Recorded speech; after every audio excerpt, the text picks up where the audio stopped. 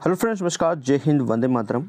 BEd प्रवेश परीक्षा 2022 के लिए सामान्य हिंदी की अब हम जो करवाने जा रहे हैं वो है उपसर्ग प्रत्यय। एटलीस्ट ये आपका 3 पार्ट में आएगा, ठीक है। ये पार्ट 1 है, क्या है डियर, पार्ट 1 है। इसी प्रकार 2 पार्ट और आ जाएगा और आपके उपसर्ग और प्रत्यय से जितने भी क्वेश्चन बने हुए हैं प्रीवियस ईयर वो सभी मैं करवा दूंगा इस वीडियो में, ठीक है।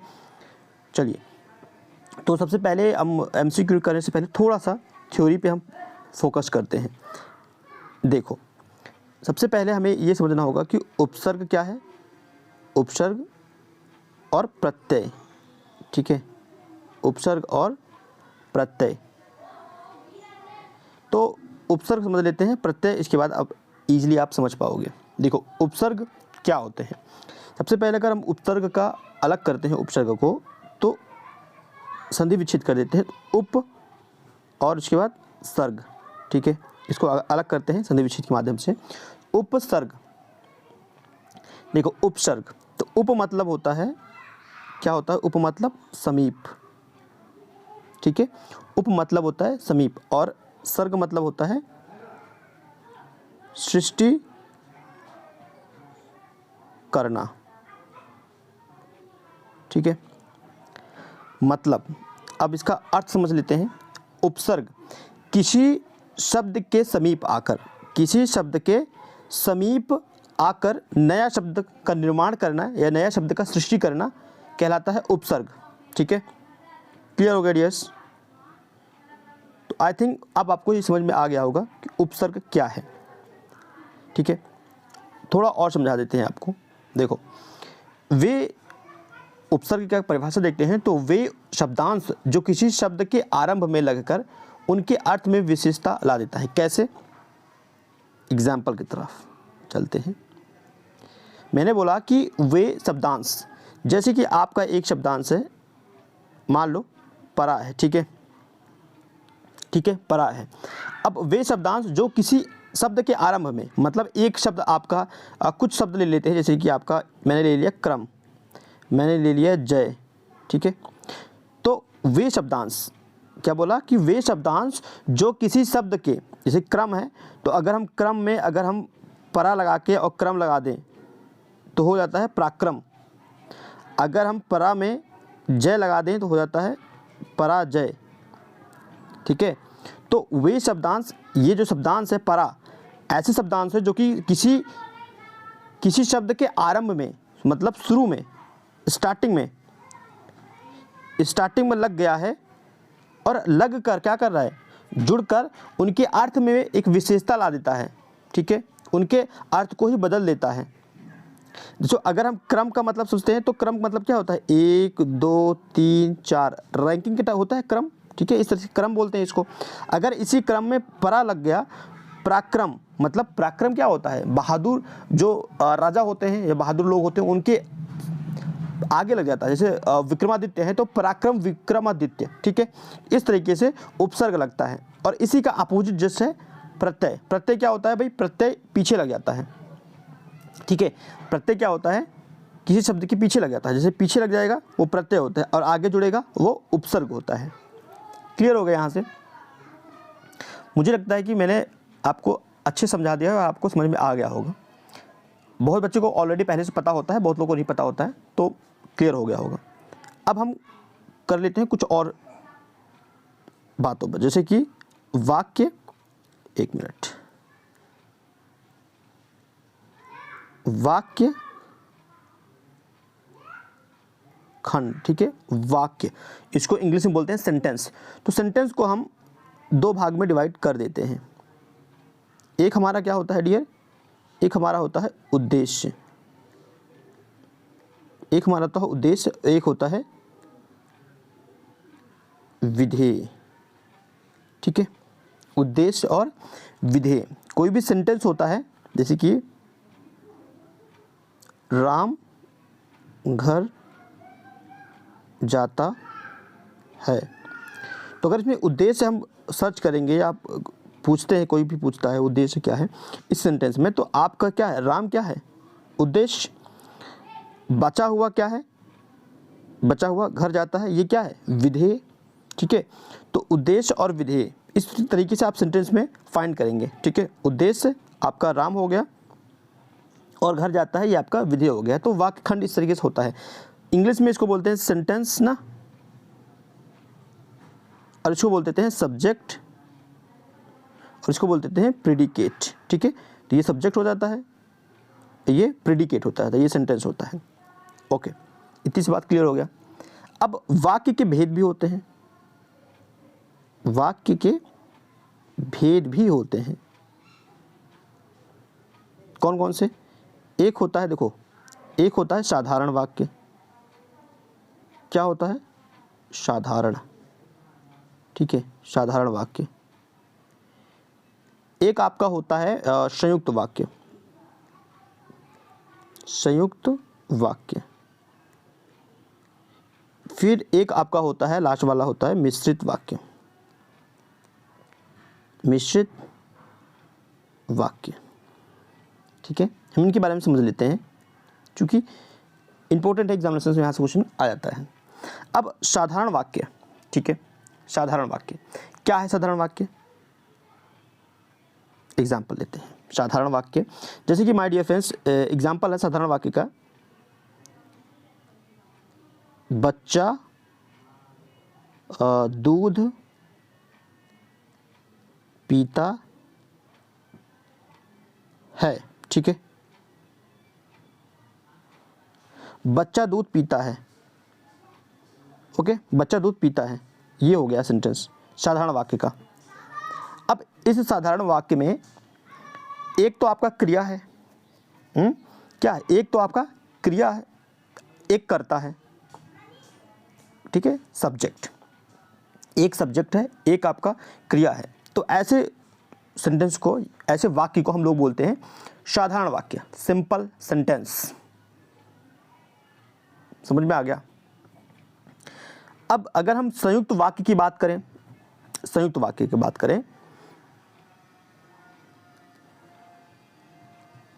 संयुक्त वाक्य, संयुक्त वाक्य, चलो संयुक्त वाक्य क्या होते हैं? एक एग्जांपल लेते हैं, फिर आपको में भी समझ में आएगा।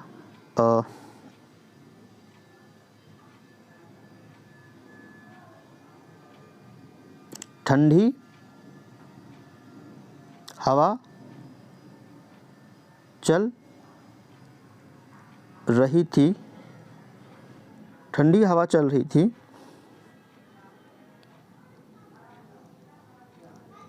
ठंडी हवा चल रही थी, इसलिए मैं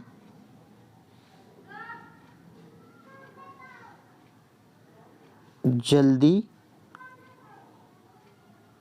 ना उठ सका।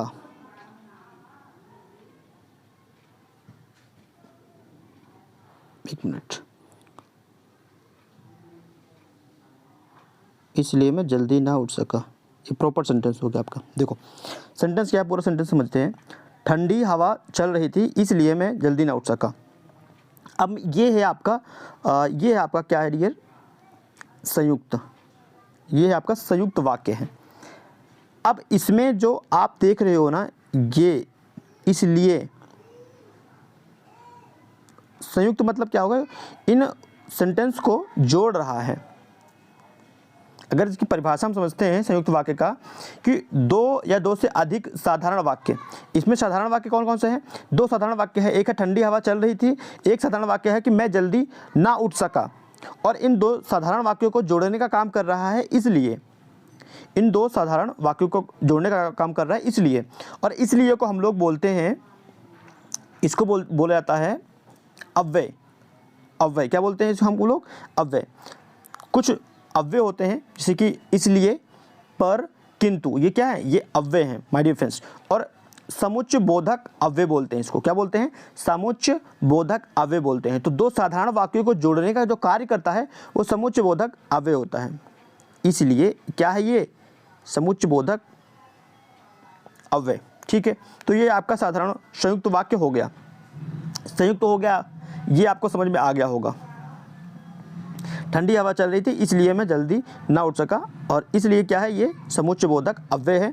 और ये दो क्या हैं, दो साधारण वाक्य हैं, दो अलग अलग साधारण वाक्य को उनको ही ज्वाइंट किया, इसको बोलते हैं संयुक्त वाक्य। ओके, अब हम बात कर लेते हैं, किसकी बात करेंगे हम लोग, अब हम बात करेंगे क्या बचा लास्ट हमारा, मिश्रित वाक्य। ठीक है, मिश्रित वाक्य ये समझा देते हैं। चलिए, तो मिश्रित वाक्य क्या होता है, एग्जाम्पल्स लिख लें फिर हम बात करते हैं। तो मेरा एग्जाम्पल्स ये है,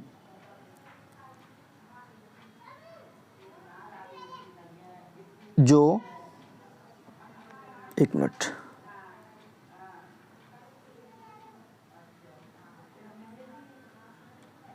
मालूम होता है, मालूम होता है कि, मालूम होता है कि आज वर्षा होगी।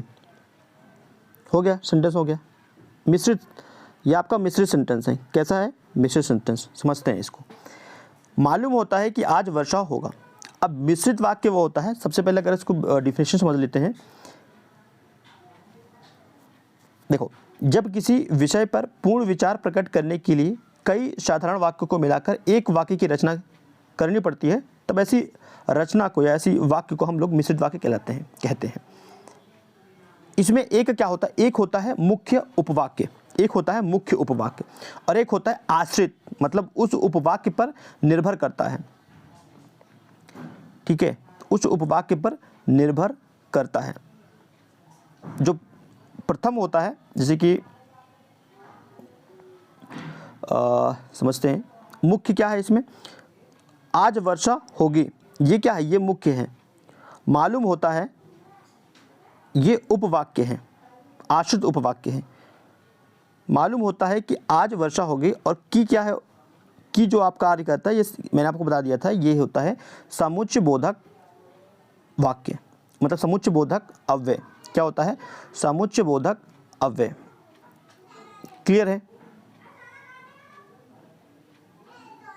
आज वर्षा होगी, ये आश्रित उपवाक्य है। ठीक है, ये आपका मुख्य है। सॉरी, मैंने आई थिंक उल्टा बता दिया था। ये आपका मुख्य है, ये आपका मुख्य उपवाक्य है। ठीक है, ये आपका मुख्य उपवाक्य है। मालूम होता है, ये आपका मुख्य है, और इस पे क्या आश्रित कर रहा है, आज वर्षा होगी, तो ये आपका आश्रित उपवाक्य हो गया। ठीक है, एक मिश्रित वाक्य में दो उपवाक्य होता है, एक होता है मुख्य, एक होता है उस पर डिपेंड करने वाला। ठीक है, आश्रित, और इसको जोड़ने के जो काम करता है वो होता है समुच्चय बोधक अव्यय। आई थिंक क्लियर हो गया होगा। चलिए, अब हम कर लेते हैं एमसीक्यू। आई थिंक ये क्लियर हो गया होगा।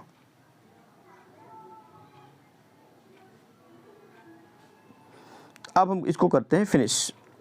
तो सबसे पहले हम क्वेश्चन फिनिश करते हैं। अध्यक्ष में कौन सा उपसर्ग है, अध्यक्ष में कौन सा उपसर्ग है, अधि। अब मैंने उपसर्ग आपको बता दिया है कि उपसर्ग क्या होता है, कि आगे ऐसे शब्दांश जो कि आगे लगकर उसका अर्थ ही चेंज कर देता है। तो उपसर्ग आपका इसमें बनेगा 6 नंबर है, अधि, अध, अत या अध। तो इसमें आपका क्या है, अधि, ऑप्शन ए। ठीक है, अधि आपका क्या है, उपसर्ग है। Okay dears, option A. Next, संग्राम में उपसर्ग बताइए। संग्राम, इसमें उपसर्ग आपको बताना है, क्या बनेगा, ऑप्शन बी। ठीक है, संग्राम। क्लियर हो गया। हम लोग देखते हैं अब क्वेश्चन नंबर 8। सावधानी में कौन सा प्रत्यय है। तो आपको समझना होगा कि इसमें अगर सावधान जो है ये आपके मूल हैं, मूल शब्द हैं। अब इसमें प्रत्यय अगर हमें जोड़ना है तो हम कौन सा प्रत्यय जोड़ें, जैसे सावधानी बनेगा तो ई जोड़ेंगे। ठीक है, ई जोड़ेंगे। ई आपका क्या हो गया, ये प्रत्यय हो गया आपका। ठीक है, तो सावधान में अगर ई जोड़ते हैं तो बनता है सावधानी। तो ये हमारा प्रत्यय हो गए। इस तरीके से आप इसको खोलेंगे, ठीक है। मूल शब्द हमें ढूंढना है और उसमें उपसर्ग या प्रत्यय लगाना है, सिंपल है। चलिए नेक्स्ट, जिंदगी। जिंदगी में कौन सा प्रत्यय है? जिंदगी में कौन सा प्रत्यय है?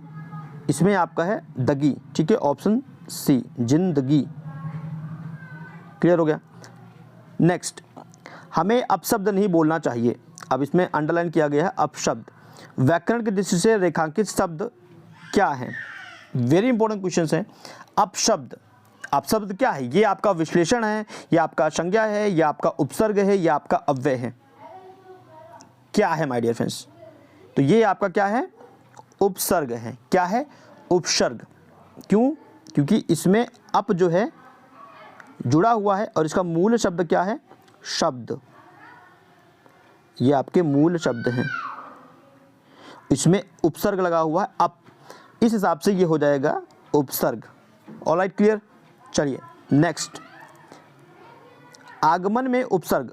आगमन में कौन सा उपसर्ग होगा माय डियर फ्रेंड्स? आगमन में आपका होगा, देखो इसका मूल शब्द क्या हो गया? गमन, प्लस अब उपसर्ग लगाना है तो आ लगा देंगे, आगमन। ऑप्शन ए समझ में आ रहा होगा आई थिंक। नेक्स्ट, रसोइया में प्रत्यय लगाना है। अब रसोई, रसोई, रसोई में, अब भैया रसोई में अगर हम लगाएंगे रसोई या, ये आपका क्या हो गया? ये प्रत्यय हो गया, ठीक है।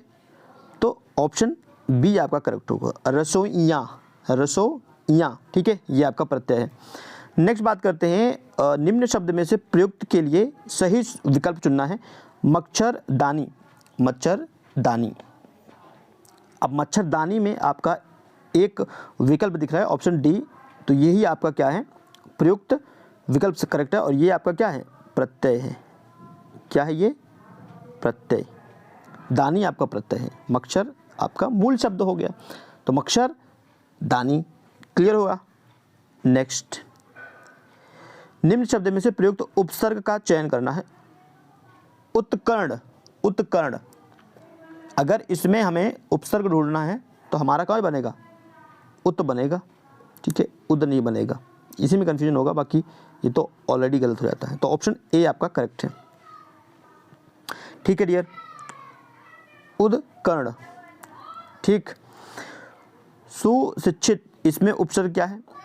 स्पष्ट दिख रहा है इसमें कि आपका सु बनेगा उपसर्ग, क्योंकि सु तो आपका हो गया उपसर्ग, प्लस अगर मूल शब्द बात करेंगे तो मूल शब्द क्या बन गया? शिक्षित। तो कुछ ऐसे वाक्य, कुछ ऐसे शब्द होंगे, कुछ ऐसे शब्द होंगे जो कि बिल्कुल आपको पढ़ने की जरूरत नहीं होगी, बिल्कुल स्पष्ट हो जाता है, और कुछ ऐसे उपसर्ग होंगे जहाँ पे कन्फ्यूजन होता है। तो क्या करना है आपको? कन्फ्यूजन वाले कम से कम 100 से 200 आप निकाल लोगे और इसको रिवाइज करते रहोगे तो आपका उपसर्ग प्रत्यय ईजिली आपसे बन जाएगा, ठीक है, ऐसा करना होगा आपको। नेक्स्ट, धाकड़, धाड़, धड़ाक, ठीक है, धड़ाक में प्रत्यय बताना है। धड़ाक, इसमें प्रत्यय क्या बनेगा? आँख। क्या बनेगा? आँख। Option B. उसके बाद है आपका 19 शब्द में बताइए क्या पूछ रहा है? उपसर्ग। 19 में क्या पूछ रहा है? उपसर्ग पूछ रहा है। तो इसमें बनेगा उन, आपका बनेगा ऑप्शन सी, ठीक है। नेक्स्ट क्वेश्चन है आपकी बहाव। अब बहाव में प्रत्यय बताना है माय डियर फ्रेंड्स। बहाव में कौन सा प्रत्यय बनेगा? बहाव, आव। आव क्या बन रहा है? प्रत्यय बन रहा है, ठीक है, तो ऑप्शन सी आपका करेक्ट हो गया। नेक्स्ट आपके कि बुरे अर्थ में प्रयुक्त होने वाला बद उपसर्ग किस भाषा का है? बुरे अर्थ में प्रयुक्त होने वाला बद उपसर्ग किस भाषा का है? यह आपका फारसी और उर्दू और फारसी, ठीक है। यूपी SSS में यह क्वेश्चन पूछा गया था। मूव करें अनदर क्वेश्चंस। निम्नलिखित पद में कौन सा पद वया प्रत्यय लगने से बना है? तो रवेया, डटेया, खवेया, बचेया, कौन सा बन रहा है? खवेया, क्लियर है? Option C. प्रत्यय होता है, बताइए, प्रत्यय होता है, क्या होता है? शब्दांश। क्लियर है? भूलना नहीं आपको। उपसर्ग को कहते हैं, उपसर्ग को कहते हैं, क्या कहते हैं उपसर्ग को? शब्दांश। मतलब प्रत्यय को भी, उपसर्ग को भी क्या बोलते हैं? शब्दांश। Don't forget. ऑलराइट, चलिए नेक्स्ट। लोगों ने उसे मार मार कर अधमरा किया है, रेखांकित शब्द बताना है। मार मार कर अधमरा किया है, 31 नंबर क्वेश्चन है। और ये क्या है? उपसर्ग। ऑलराइट, चलिए नेक्स्ट। हिंदी में शब्दों के बाद जोड़ने वाले शब्दांश को क्या कहते हैं? 32 नंबर क्वेश्चन है। क्या कहते हैं? परसर्ग, प्रसर्ग। Option B. हिंदी में शब्दों के बाद जोड़ने वाले शब्दांशों को क्या कहते हैं? प्रसर्ग। ऑप्शन बी, याद रखिएगा, भूलना नहीं है। चलिए नेक्स्ट। इनमें से किसमें निर उपसर्ग नहीं लगा है? बताइए। 33 नंबर क्वेश्चन है। इनमें से किसमें निर उपसर्ग नहीं लगा है? तो इजीली आपको दिख रहा है कि सब में क्या हुआ है? लगा हुआ है, बाकी निशेष जो है इसमें नहीं लगा हुआ है। क्लियर है? यस। तो ऑप्शन ए आपका करेक्ट है 33 नंबर का। अब हम करते हैं 34 का। आहट, आवट, आश आदि किस प्रकार के दंत्वित प्रत्यय हैं? तो ये किस प्रकार के हैं भैया? ये हैं आपके भाववाचक। ठीक है, क्या हैं? भाववाचक हैं। क्लियर हो गया? प्रत्याशा, प्रत्याशा शब्द में उपसर्ग, प्रत्याशा, प्रत्याशा शब्द में उपसर्ग कौन सा है? तो प्रति आपका बनेगा। प्रत्याशा शब्द में उपसर्ग बनेगा प्रति, प्रति। Option C. नेक्स्ट। औपचारिक शब्द में प्रत्यय लगा है, औपचारिक में कौन सा प्रत्यय लगा है? इजी क्वेश्चन से, इक लगा हुआ है, मोस्ट इंपोर्टेंट क्वेश्चन से। नेक्स्ट। बच्चे खेल रहे हैं, अर्थ के आधार पर वाक्य का प्रकार बताइए, कौन सा प्रकार है? अभी मैंने आपको बता दिया था, विधान वाक्य। बच्चे खेल रहे हैं तो अर्थ के आधार पर वाक्य का प्रकार है विधान। ठीक है, विधान वाक्य है। एक ही विधेय हो, जिसमें एक ही विधेय हो, एक ही विधेय हो, इसको बोलते हैं सरल वाक्य। क्या होता है? सरल वाक्य। मिश्र वाक्य। क्या है मिश्र वाक्य? उसके पास जो कुछ था वह खो गया। क्लियर हो गया? मिश्र वाक्य आपको आइडेंटिफाई कर पाए होंगे। नेक्स्ट। मुझे बताओ कि तुम्हारा जन्म कब और कहाँ हुआ था, वाक्य का भेद बताना है। 46 नंबर है ना? क्या है ये? एक मिश्र वाक्य है। ठीक है, ये भी क्या है? मिश्र वाक्य है। ना ही ये सरल वाक्य है, ना ही ये संयुक्त वाक्य है, ना ही ये आश्रित वाक्य है, ये मिश्र वाक्य है। ऑप्शन डी आपका करेक्ट है। निम्नलिखित वाक्य में अशुद्ध वाक्य को पहचानना है, ये भी पूछेगा आपसे। अशुद्ध वाक्य, तो श्रीमती गांधी भारत की प्रधानमंत्री थी, करेक्ट। मेरे ऊपर कृपा करें, ये आपका क्या है? अशुद्ध है। क्लियर है? बाकी करेक्ट है, तो ऑप्शन बी आपका यहाँ पर अशुद्ध वाक्य है। नेक्स्ट। सुहावना, लिखाई व छलिया में निहित प्रत्यय के लिए सही विकल्प का चयन करना है।